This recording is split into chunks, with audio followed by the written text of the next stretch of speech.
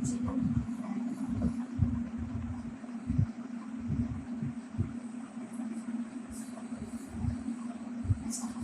Biological method क्यों कहते हैं? इसे बायोलॉजिकल मेथड इसलिए कहते हैं क्योंकि नॉर्मली अगर हमें कोई काम करना हो तो हम अपने तरीके से करते हैं, लेकिन जो साइंटिस्ट हैं उन्हें अगर अपना काम करना हो तो बायोलॉजिकल मेथड के अकॉर्डिंग करते हैं। फॉर एग्जांपल, आपने नाम सुना कोरोना का, ठीक है। कोरोना में क्या हुआ कि आपको पास एक टर्म जो थी आपके जहन के अंदर आई, आपको सुनी, ठीक। साइंटिस्ट ने क्या करना है? साइंटिस्ट ने इसको डिस्कवर करना है, इसकी थ्योरी बनानी है, इसको डिफीट करना है। तो वो क्या करेंगे? वो इसके पूरे मेथड के अकॉर्डिंग इसको सर्च करेंगे। कैसे सर्च करेंगे? सबसे पहले वो देखेंगे कि ये वाली जो हमारे पास वबा आई है वो कैसे आई, कहाँ से आई, किस जगह से आई है। ये जो जिस जगह से आई है वहाँ के रहने वाले जो लोग थे वो क्या खाते थे, क्या पीते थे। फॉर एग्जाम्पल, माना जाता है कि चाइना के अंदर कुछ लोग थे वो बैट खाते थे, मतलब चमगादड़ जो होते हैं वो खाया करते थे, तो जिसकी वजह से कोरोना हो गया। ठीक है, कोरोना की वबा वहाँ से चाइना में इसलिए आई क्योंकि वो चमगादड़ खाते थे, कहीं और से इसलिए नहीं आई क्योंकि वो चमगादड़ नहीं खाते। ठीक है, अब क्या हुआ? इस स्टेटमेंट को हम क्या कहेंगे? ऑब्जर्वेशन। साइंटिस्ट क्या कहते हैं कि कोई भी चीज़ अगर उनके पास आती है, फॉर एग्जांपल कोरोना आ गया, तो उन्होंने क्या किया कि इस पूरे जो कंडीशन थी उसको ऑब्जर्व करा, उसके उन्होंने देखी कि किस तरीके से ये आई, क्या क्या इसने किया, किस इलाके के अंदर आई, वहाँ के रहने वाले जो वकील थे, वहाँ के रहने वाले जो लोग थे वो क्या खाते थे, क्या पीते थे, कैसे रहते थे। ये सारी चीज़ें जो वो ऑब्जर्व कर रहे थे, उस प्रोसेस को उन्होंने क्या नाम दिया? ऑब्जर्वेशन। यानी बायोलॉजिकल मेथड का सबसे पहला हमारे पास क्या होगा? Step observation. बायोलॉजिकल मेथड हम क्यों कर रहे होते हैं? साइंटिस्ट इसलिए कर रहे होते हैं क्योंकि उन्हें एक थ्योरी बनानी होती है, उन्हें एक साइंटिफिक स्टेटमेंट देना होता है, और वो साइंटिफिक स्टेटमेंट वो एकदम से नहीं दे देते। उस स्टेटमेंट के लिए उन्हें प्रोसेस से जाना पड़ता है। उस प्रोसेस को हम क्या कहते हैं? बायोलॉजिकल मेथड कहते हैं। ठीक है, उस प्रोसेस के अंदर नंबर 1 चीज़ हमारे पास आ जाती है ऑब्जर्वेशन। यानी ऑब्जर्वेशन के अंदर साइंटिस्ट क्या करते हैं? ऑब्जर्व करते हैं। जितने भी हमारे पास कंडीशन होती है, कोई भी हमारे पास वजह होती है, उसको ऑब्जर्व करते हैं। फॉर एग्जांपल, अगर आपके पास मलेरिया है तो मलेरिया के अंदर साइंटिस्ट क्या करेंगे? सबसे पहले उस कंडीशन को ऑब्जर्व करेंगे। ठीक है, क्या मलेरिया के अंदर कैसे हुआ, किन लोगों को हुआ, फीमेल को हुआ या मेल को हुआ, क्या खा रहे थे, क्या पी रहे थे, ये सारी चीज़ें वो ऑब्जर्व करेंगे। देन साइंटिस्ट क्या करते हैं? साइंटिस्ट उसके पास बाद डाटा कलेक्शन करेंगे।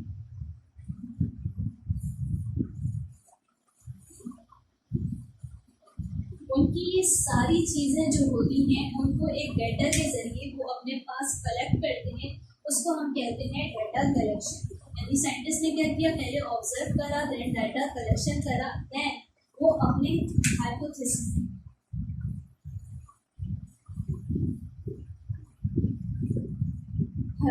के अंदर साइंटिस्ट क्या करते हैं? वो अपने अपने ख्यालात के बारे में बताते हैं, ऐसा हो सकता है, वैसा हो सकता है। फॉर एग्जांपल, ऑब्जर्व हुआ कोरोना की वबा, कहाँ से ऑब्जर्व हुई? चाइना से।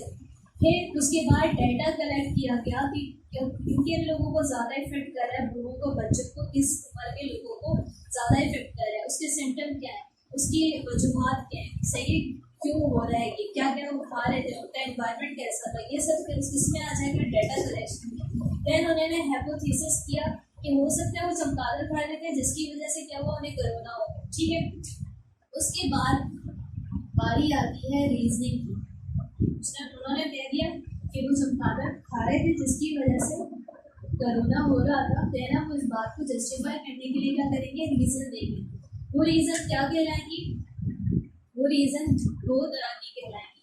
एक कहलाएगी हमारे पास आइसोलेटेड, एक कहलाएगी हमारे पास इंडक्टिव, एक हमारे पास कहलाएगी डिडक्टिव। सही, इंडक्टिव हमारे पास रीजनिंग जो है वो हमारे पास आई है, तो आई का मतलब ये हुआ आइसोलेशन से, आइसोलेटेड से हमारे पास किधर जाएगी? जनरल की तरफ से। ठीक है, आई से हमेशा याद रखिएगा। और अगर हमारे पास डिडक्टिव होगा तो डिडक्टिव में क्या होगा, जनरल रीजनिंग से आइसोलेटेड में जाएंगे। ठीक है, ऑब्जर्व किया, ऑब्जर्व के बाद डेटा लिया, डेटा के बाद हाइपोथेसिस दिया कि ये हो सकता है, इस वजह से हो रहा है। हाइपोथेसिस को आपने क्लियर करने के लिए क्या किया, रीजन दिया। हाइपोथेसिस सबसे पहले ऑब्जर्व किया, ऑब्जर्व करने के बाद डेटा कलेक्शन किया, डेटा कलेक्शन के बाद हाइपोथेसिस दिया, हो सकता है इस वजह से हो रहा है। देन आपने क्या किया, उस स्टेटमेंट को, हो सकता है वाली स्टेटमेंट को क्या किया, रीजनिंग के थ्रू जस्टिफाई किया। जस्टिफाई आप कैसे करेंगे, आपके पास एक होगी इंडक्टिव रीजनिंग, एक होगी आपके पास डिडक्टिव रीजनिंग। ठीक है, वो आपके पास रीजनिंग होगी। जो आपके पास इंडक्टिव रीजनिंग होगी उसके अंदर क्या होगा कि फॉर सबसे पहले आप इस आइसोलेटेड की टर्म जो है उसको आप क्लियर कर लो। ये आइसोलेटेड और जनरल रीजनिंग का मतलब क्या होता है। आइसोलेटेड रीजनिंग हमारे पास एग्जाम्पल आप ऐसे ले लो,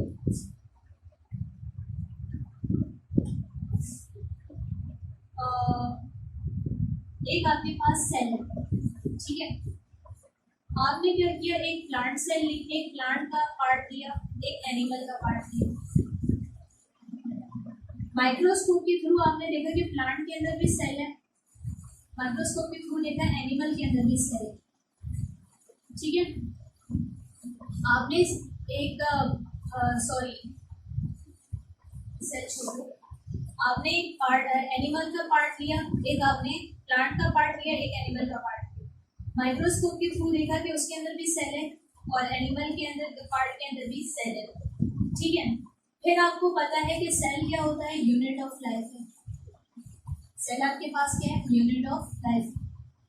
आपने कहा प्लांट के अंदर भी सेल है, एनिमल के अंदर भी सेल है। प्लांट भी आपके पास लिविंग है, ऑर्गेनिज्म है।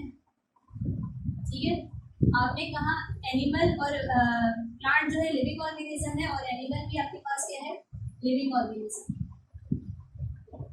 तो इसका मतलब हुआ कि जितने भी लिविंग ऑर्गेनिज्म हुए उनके अंदर क्या होगा, सेल होगी। एक एनिमल का पार्ट लिया था, एक प्लांट का पार्ट लिया था, एक एनिमल का पार्ट लिया था। माइक्रोस्कोप के थ्रू देखा, उसके अंदर सेल था, प्लांट के अंदर पार्ट के अंदर भी, एनिमल का जो पार्ट था उसके अंदर भी सेल था। आपने कहा कि सेल यूनिट ऑफ लाइफ होता है। प्लांट भी लिविंग ऑर्गेनिज्म है, एनिमल भी लिविंग ऑर्गेनिज्म, दोनों लिविंग ऑर्गेनिज्म है। मतलब लिविंग ऑर्गेनिज्म के अंदर सेल होता है, सारे लिविंग ऑर्गेनिज्म के अंदर क्या होता है, सेल होता है। ये जो आपकी रीजनिंग होगी ये कहलाएगी आइसोलेटेड रीजनिंग। सही है, लेकिन अगर आपने कहा प्लांट के अंदर सेल है, एनिमल के अंदर सेल है, इसका मतलब वो प्लांट और एनिमल के अंदर सेल होती है।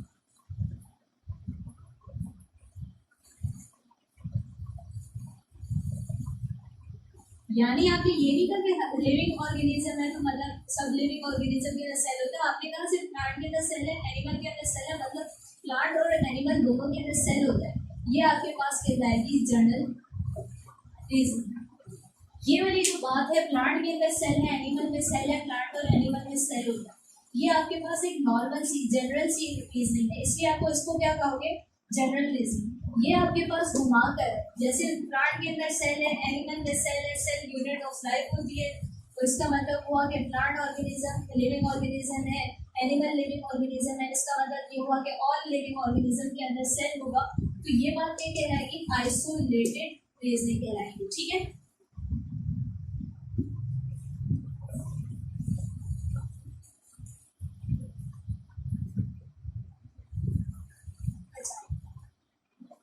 आइसोलेटेड और जनरल का आपको समझ में आ गया।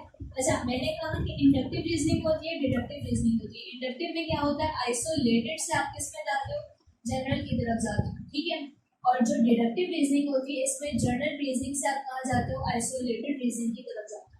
ठीक है, अच्छा उसके बाद साइंटिस्ट क्या करते हैं, नंबर 5 स्टेप क्या होता है, एक्सपेरिमेंटेशन का।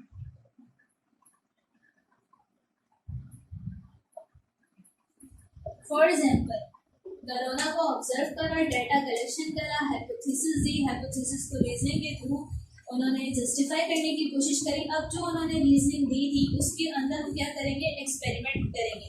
एक्सपेरिमेंट कैसे कहेंगे, फॉर एग्जाम्पल ये कहा गया कि बैट की वजह से, बैट को खाने की वजह से क्या हो रहा है, कोरोना।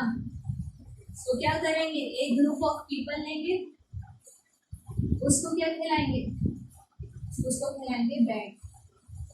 एक्सपेरिमेंट यही होता है ना, आप ये देखोगे ग्रुप ऑफ पीपल होंगे, उनको ये चमगादड़ खिलाओगे, फिर देखोगे उन्हें कोरोना हो रहा है या नहीं हो रहा। ठीक है, ये इस तरह के तरीके से एक्सपेरिमेंट होते हैं, डिफरेंट एक्सपेरिमेंटेशन होते हैं। ठीक, एक्सपेरिमेंट करने के बाद साइंटिस्ट क्या करेंगे, एक्सपेरिमेंट करने के बाद साइंटिस्ट कंक्लूजन देंगे।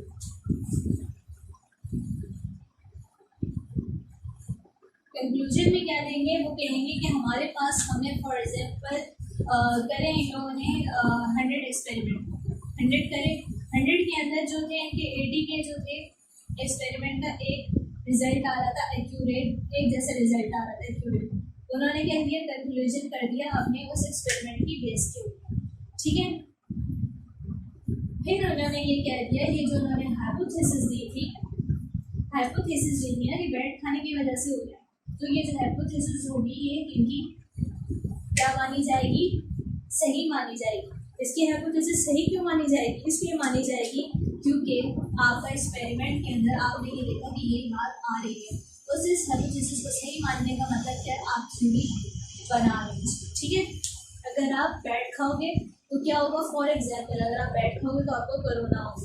मैं आपको एग्जाम्पल ले रही हूँ कि अभी तक जस्टिफाई नहीं हो, किसी को भी नहीं पता कि कोरोना किस वजह से होगा। ठीक है, थ्योरी के बाद आप क्या बना दोगे, लॉ। थ्योरी क्या होगी, थ्योरी आपके पास होगी ट्रू हाइपोथेसिस। आपका जो हाइपोथेसिस है,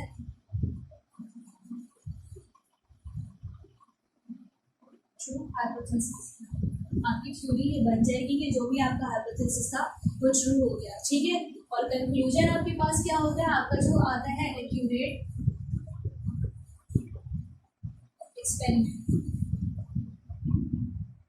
एक्सपेरिमेंटेशन। ठीक है, अच्छा, लॉ के अंदर आप करोगे कि ये जितने भी आपके पास जो टेस्ट हुए थे इस सारे सरकमटेंस के अंदर हाइपोथेसिस को लेकर कि वो बिल्कुल सही थे, वो जितने भी थे वो ट्रू थे, और आपका फाइनली एक लॉ बन गया। ये आपके पास कहलाता है बायोलॉजिकल मेथड। ठीक है,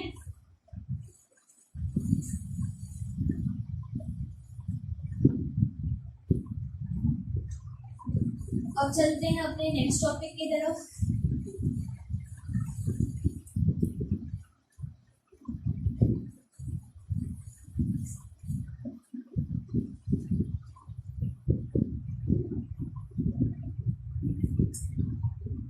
आपका नेक्स्ट टॉपिक है लिविंग वर्ल्ड इन स्पेस।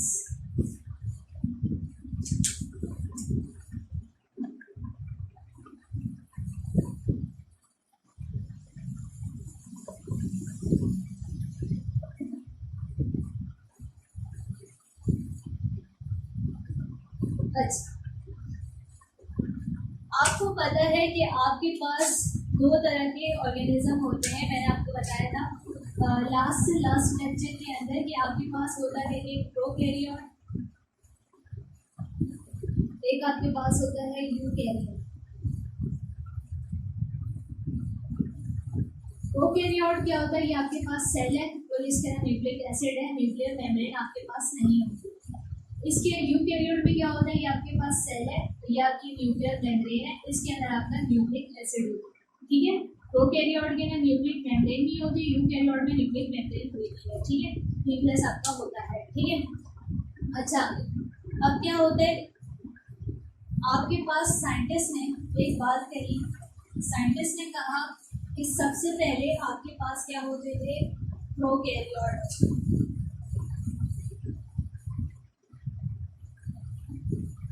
वो जितने भी प्रोकैरियोट थे उन्होंने अपने अंदर क्या लगी, चेंजेस किया। ठीक है, उन चेंजेस की वजह से क्या हुआ कि जितने ऑर्गेनिज्म थे, यूनिसेलुलर ऑर्गेनिज्म थे ये वाले, ठीक है, ये कौन से थे, यूनिसेलुलर, ठीक है, ये किस में कन्वर्ट हो गए, ये कन्वर्ट हो गए यूकैरियोट। इसका क्या मतलब हुआ, उनके पास ट्रू न्यूक्लियस बन गया, सेल का इसमें ट्रू न्यूक्लियस बन गया। इसका मतलब ये हुआ कि वो मल्टी सेलुलर भी बनने की कैपेसिटी एबिलिटी रखते हैं, ठीक है। इसका ये मतलब हुआ कि यूकैरियोट बनने की वजह से वो ऑर्गेनिज्म जो यूनिसेलुलर था मल्टी सेलुलर बनना स्टार्ट हो गए, जिसकी वजह से आपके पास एनिमल, प्लांट, एनिमल, फंजाई, इस तरीके के जितने भी ऑर्गेनिज्म थे वो वजूद के अंदर आपके आए, ठीक है। ये कैसे आए, क्योंकि यूकैरियोट जो था उसके अंदर ये यूनिसेलुलर होते थे, यूकैरियोट आपके पास यूनिसेलुलर भी होते हैं, मल्टी सेलुलर भी होते हैं, लेकिन इसके अंदर ये होता है कि डिफरेंट सेल जो होते हैं आपस में कंबाइन होते हैं, कंबाइन होने के बाद क्या होते हैं वो टिश्यू बनाते हैं, टिश्यू बनाते हुए डिफरेंट ऑर्गेनिज्म बनाते हैं, ये मैं आपको क्लास लेक्चर में बता चुकी हूँ। वो बनाने के बाद डिफरेंट कॉलोनी बनाते हैं, तो कॉलोनी कौन कौन सी कॉलोनी होती है, वो कॉलोनी होती है प्लांट की, वो कॉलोनी होती है एनिमल की, वो कॉलोनी होती है फंजाई की। इस तरीके से क्या हुआ, इस तरीके से आपका जो वर्ल्ड है उसके अंदर लाइफ आई, ठीक है।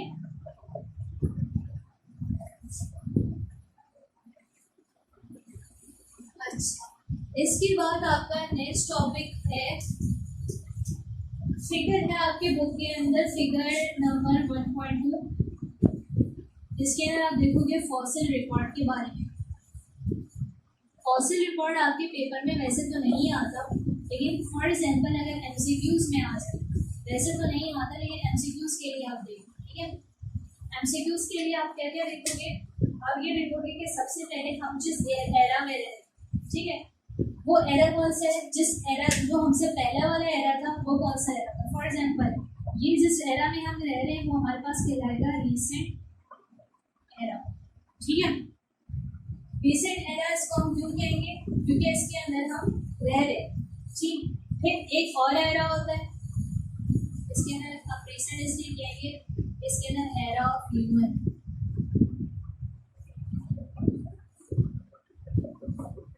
ठीक। एक एरा आपके पास था हमसे पहले का जिसके अंदर हम नहीं थे, वो हमारे पास कहलाता है मिडिल एरा, ठीक है। उस एरा के अंदर माना जाता है कि ह्यूमन बीइंग से पहले मैमल्स होते हैं। आपने सुना होगा कि इंसान भी किससे बने, फॉसिल रिकॉर्ड था, फॉसिल रिकॉर्ड के अंदर ये आपके पास एमसीक्यूज में आते हैं। अच्छा, उसमें क्या होता है, हमारे पास डिफरेंट एरा होते हैं। रीसेंट एरा जो होता है एरा ऑफ ह्यूमन बीइंग, जिसके अंदर हम रह रहे हैं, उसके हमसे पहले का जो एरा था वो मिडिल एरा था। माना जाता है कि हमसे पहले जो था मैमल होते, क्योंकि माना जाता है कि ह्यूमन बीइंग जो है, इंसान जो है वो किससे बने, वो बने हैं बंदर से, सही है। तो ये कहते हैं साइंटिस्ट के हमसे पहले जो है ह्यूमन के एरा से पहले मैमल का एरा होता था, और हम मैमल्स के एरा से पहले भी एक एरा होता था, उस एरा को कहते हैं हम एशियन एरा। उस एरा के बारे में कहा जाता है वो एरा होता था फिश, ठीक है। फिश का जो एरा था उससे पहले का भी एक एरा था, उस एरा का नाम था एरा बिफोर एनिमल, जहाँ पर कोई भी लिविंग ऑर्गेनिज्म था ये वजूद के अंदर ही नहीं आया।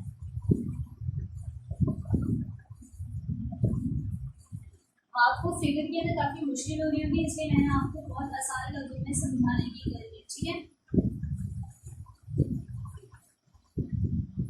सबसे पहले हमारे पास जो एरा है वो ह्यूमन बीइंग का एरा है, यानी हमारे पास रिसेंट एरा।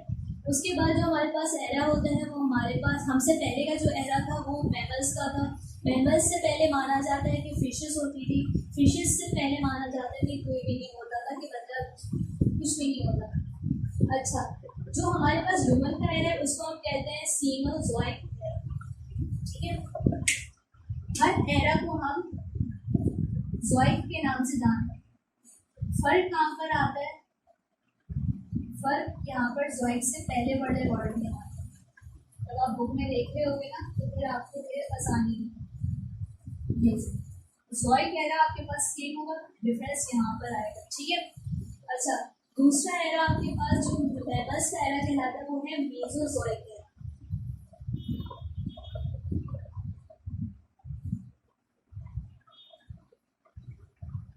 और मैमल से पहले जो फिश का था वो कहलाता है आपके पास पैलियोज़ोइक एरा।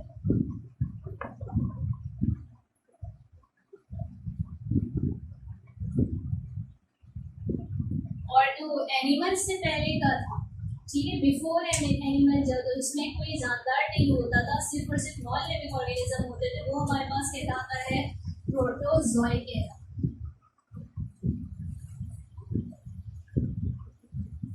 ठीक है, ये आपके पास एरा है, वैसे तो आते नहीं है लेकिन फिर भी आप देख लीजिएगा एमसीक्यूज के लिए।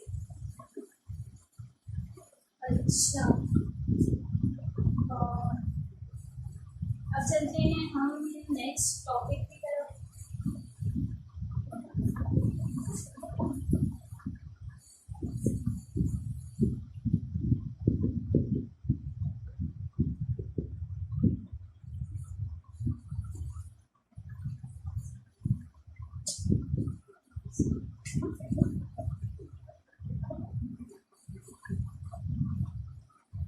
जो कि है हमारे पास जियोलॉजिकल टाइम स्केल।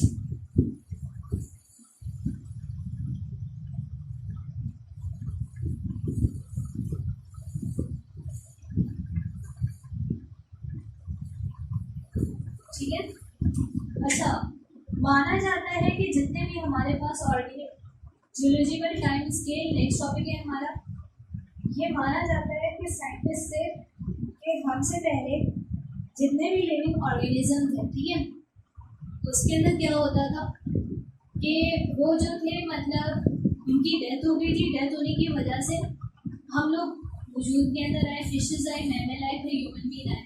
हमसे पहले के मतलब जैसे ये फिशेज हो गई, ये मैमल हो गया, मिडल एरा के, ये एशियन एरा, इनके जो है हमारे पास आज के दौर के अंदर क्या मिलते हैं? फॉसिल मिलते हैं।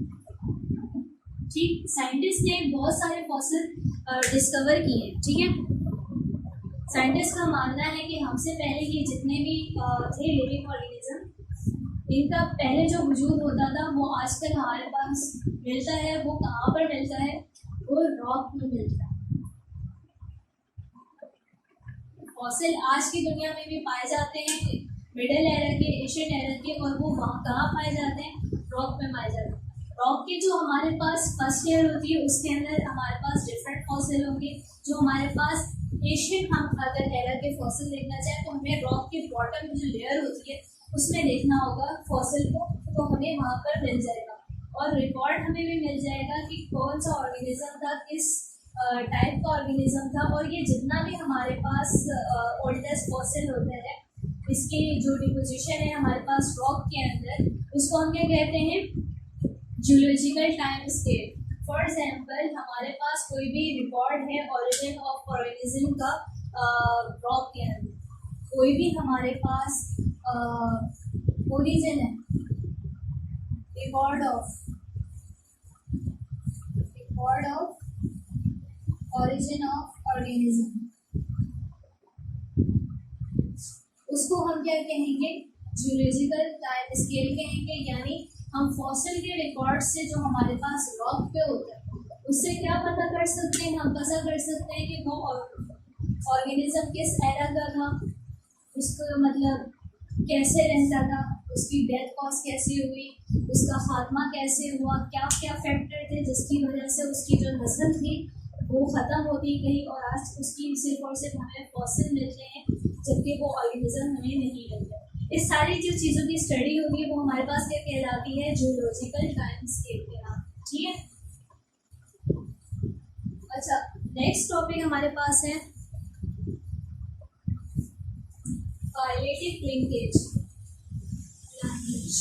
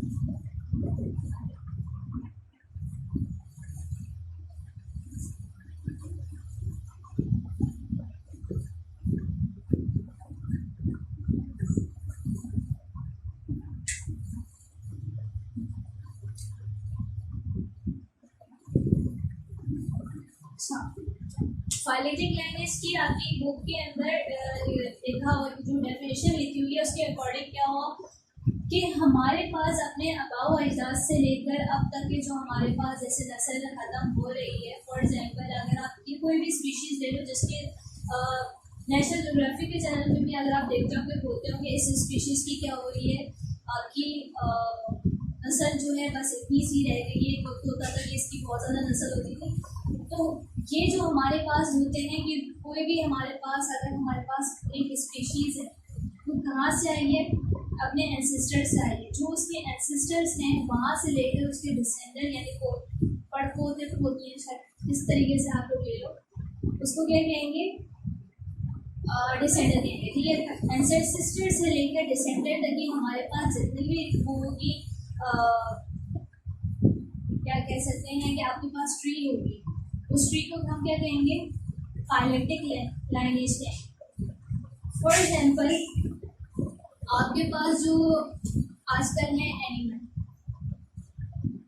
एनिमल के बारे में एक चीज़ मानी जाती है कि एनिमल जो है कि पहले किससे आए हैं, बर्ड से आए, बर्ड आए, रेप्टाइल से रेप्टाइल रहते हैं, एम्फीबियन से एम्फीबियन आए हैं, इनवर्टिब्रेट से इनवर्टिब्रेट आए, वर्टिब्रेट से इनवर्टिब्रेट आए हैं, इनवर्टिब्रेट से यानी इनवर्टिब्रेट से वर्टिब्रेट, फिर एम्फीबियन, फिर रेप्टाइल, फिर बर्ड, फिर मैमल, फिर ह्यूमन बीइंग। ठीक है, ये हमारे पास हमारे एंसेस्टर कौन हुए, इनवर्टिब्रेट।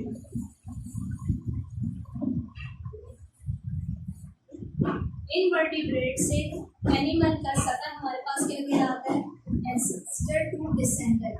ठीक है, आज इनवर्टिब्रेट की कोई बात नहीं करता, आज हर कोई एनिमल की बात करता है। क्यों नहीं हम अपने आबाओ अजदाद की बात करते, क्योंकि हमारे पास एनिमल जो है आजकल जो है वो ज़्यादा डिस्कस इसलिए होता है क्योंकि आजकल के दौर के अंदर एनिमल के जितने कह सकते हैं कि लिविंग स्टाइल के बारे में आप कह लो या लिविंग वे के बारे में कह लो, वो मोर कॉम्प्लेक्स है एज कम्पेयर टू इनवर्टिब्रेट। ठीक है, इसी तरीके से अगर आप प्लांट की बात करो,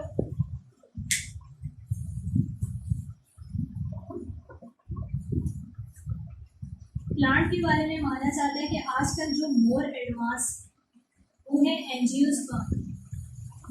एंजियोस्पर्म डायरेक्ट ऐसे पैदा नहीं हुआ, ये किस ओरिजिन से निकला है, इसके कौन से नाम से एंसेस्टर थे वो हमारे पास कहलाते हैं कि वो एंजियोस्पर्म जो होते हैं हमारे पास फल वाले पौधे को कहते हैं। जो फल वाले पौधे थे पहले आए थे हमारे पास गैंडोस्पर्म से हमारे पास आए हैं, गैंडोस्पर्म से हमारे पास क्या आए, फर्न आए हैं। ठीक है,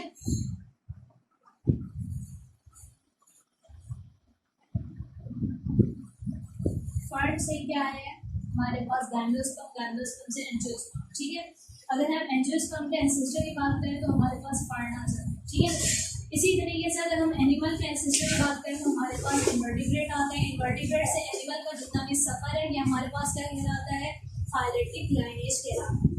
ठीक है,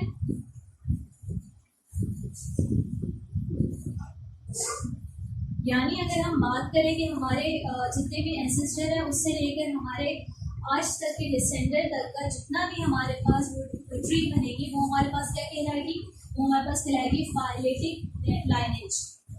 ओके क्लास, आज का टॉपिक हमारे यहाँ पर खत्म होता है। नेक्स्ट क्लास के अंदर हम फर्दर टॉपिक डिस्कस करेंगे।